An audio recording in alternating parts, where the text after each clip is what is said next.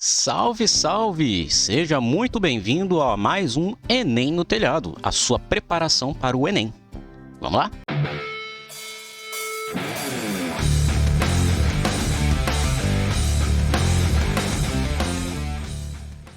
Então, vamos para a questão de hoje. A questão é número 95 do caderno amarelo do ano de 2019, tá?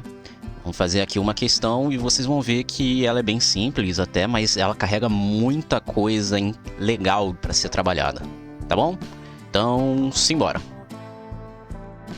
E cá estamos nós com a questão número 95. De cara, novamente, vocês já podem ver aqui que é uma questão puramente teórica. Vocês não vão precisar fazer cálculos, mas a teoria é importante. Vocês têm que saber a teoria aqui para poder fazer esta questão. Então, vamos lá. A questão diz o seguinte: as redes de alta tensão para transmissão de energia elétrica geram campo magnético variável o suficiente para induzir corrente elétrica no arame de cercas.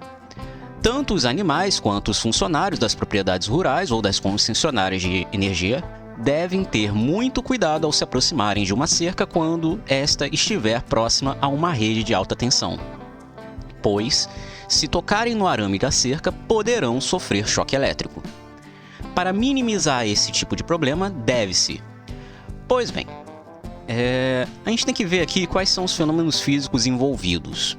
Na verdade, ele já dá aqui uma palhinha pra gente, né? Que se trata justamente da variação de campo magnético induzindo uma corrente elétrica. Isso se deve ao que nós chamamos de Lei de Faraday.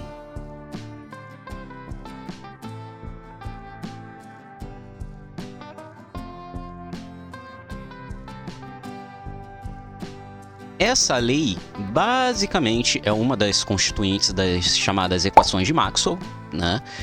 Essa lei vai nos dizer o seguinte: campos elétricos variados tendem a gerar campos magnéticos variados e vice-versa. Ou seja, você variando um campo magnético, você induz uma corrente elétrica. O que isso quer dizer? Isso quer dizer o seguinte: vamos pegar aqui uma carga elétrica qualquer, um elétron. E aí é o seguinte, este elétron vai produzir naturalmente campo elétrico.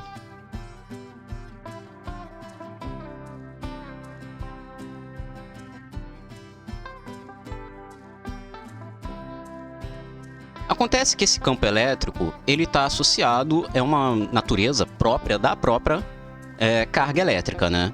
Ou seja, cada uma dessas linhas de campo que nós chamamos aqui representa a direção a qual a força elétrica se direciona. Ou seja, a força elétrica está se direcionando para o elétron, nesse caso aqui. Se fosse um próton, uma carga positiva, estaria saindo dela, né? Então, nós temos aqui um campo elétrico. Acontece o seguinte: isso aqui é para o caso V igual a zero, ou seja, velocidade nula. O que acontece quando agora a velocidade é diferente de zero? Nesse caso, o que vai acontecer aqui é o seguinte: esse campo elétrico que vai estar sendo gerado pelo elétron, né? Nesse caso aqui o elétron, ele vai começar a se mover junto com o elétron. Isso quer dizer o seguinte: que este campo elétrico, que originalmente era constante, passa a ter uma componente variável, ou seja, ele começa a variar ao longo do tempo.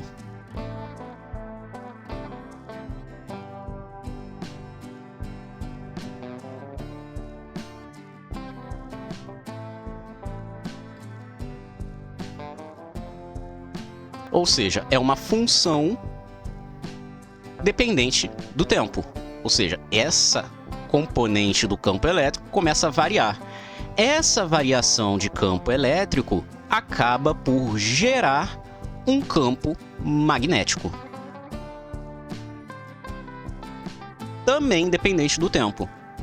Ou seja, uma corrente alternada, como é a que chega nas nossas casas, é uma corrente que tem um campo elétrico que oscila ao longo do tempo e, por consequência, gera campos magnéticos que também oscilam ao longo do tempo. Acontece que campos magnéticos oscilantes geram justamente campos elétricos oscilantes, ou seja, isso aqui é retroalimentado, tá?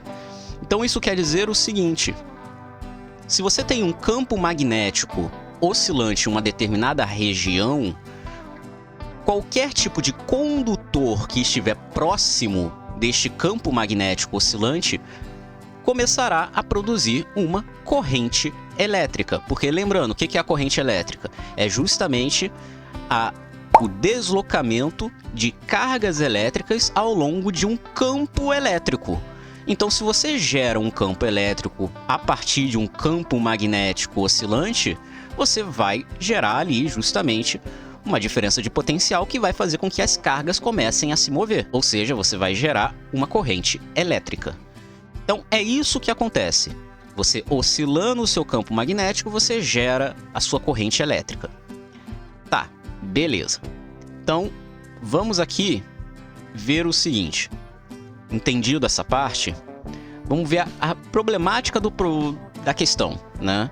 Que é justamente o fato de que essa corrente vai ser induzida em arames de cercas que estão próximas à rede elétrica, né? Então aqui a gente vai acabar analisando o que a gente pode fazer para evitar com que esses arames tenham corrente elétrica induzida neles. Então, de cara, a gente já sabe aqui que o problema vai estar na cerca. Então a gente pode descartar todas as alternativas que tenham como solução a própria rede elétrica, né?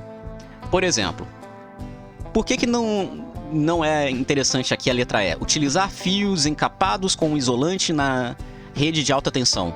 Porque um isolante ele só vai impedir com que a corrente elétrica escape, né? Você não vai ter fluxo de cargas elétricas ali. Então, na verdade, usar fios isolantes, né, encapados, né, com isolantes, isso aqui não vai fazer com que você não induza uma corrente elétrica, tá? Instalar fusível de segurança na rede de alta tensão. O que é um fusível, né? A gente tem que levar em conta o que é um fusível. Um fusível nada mais é do que um equipamento que você usa para evitar uma sobrecarga, né? Você tem ali uma oscilação muito grande de corrente elétrica, né? Quando você tem um aparelho, né, por exemplo, computador ou algo parecido, você tem um fusível, né? Geralmente você tem um fusível nas casas, nesses filtros de linha, né? Você tem um fusível ali que ele serve justamente para evitar que uma corrente elétrica muito elevada acabe passando e queime o seu aparelho. Então, ao invés de queimar o seu aparelho, o que queima é o fusível, tá? Então, instalar um fusível é justamente para poder evitar uma passagem de corrente elétrica muito elevada. Colocar isso numa rede de alta tensão seria um problema, porque qualquer tipo de sobrecarga que houvesse ali na rede poderia simplesmente queimar o fusível e aí simplesmente não passaria corrente elétrica nenhuma na rede de alta tensão, ou seja, uma cidade que poderia estar conectada a essa rede iria ficar toda no escuro. Então não pode ser a letra D. Letra C, realizar aterramento na rede de alta tensão. O que é o aterramento? O aterramento nada mais é do que você pegar e direcionar o excesso de cargas elétricas em um determinado condutor para a Terra, né? Por isso, aterramento. Então, basicamente, as cargas são direcionadas para a Terra. Inclusive, é o motivo pelo qual o para-raio funciona, tá? O para-raio ele funciona justamente dessa forma. Você tem